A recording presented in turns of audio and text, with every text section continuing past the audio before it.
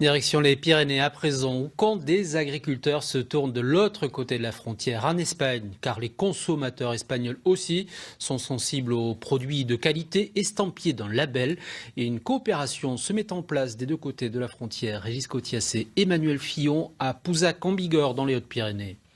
Ah, il est prêt, mais bon, là il faut qu'il parte parce que sinon après il serait trop gros pour le boucher.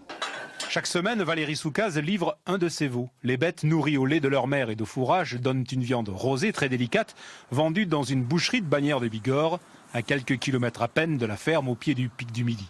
Cette production locale sous la marque Happy Saveur est aussi disponible dans des restaurants et même des enseignes de la grande distribution.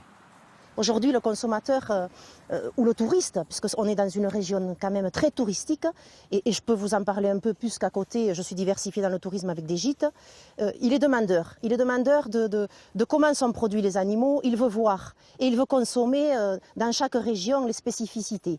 Cette viande estampillée Hautes-Pyrénées recherche de nouveaux marchés et se tourne vers les voisins espagnols, une coopération transfrontalière soutenue par l'Union européenne. L'Europe considère les territoires à un autre niveau que nous, on peut les considérer au niveau local. C'est-à-dire que raisonner sur les Pyrénées, c'est bien. Raisonner sur les Pyrénées centrales avec le territoire aragonais et le territoire des Hautes-Pyrénées est un territoire beaucoup plus cohérent.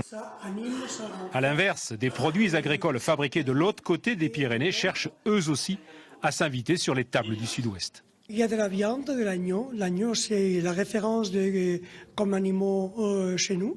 Et c'est un agneau très différent de l'agneau français. Et c'est un produit qui est peut-être qui soit utilisé dans les cuisines, dans la haute cuisine française d'Hautes-Pyrénées, je crois. Les produits du terroir peuvent sauter les montagnes, mais les législations très différentes de part et d'autre des Pyrénées forment aussi des embûches sérieuses. L'Espagne interdit la vente directe dans les fermes.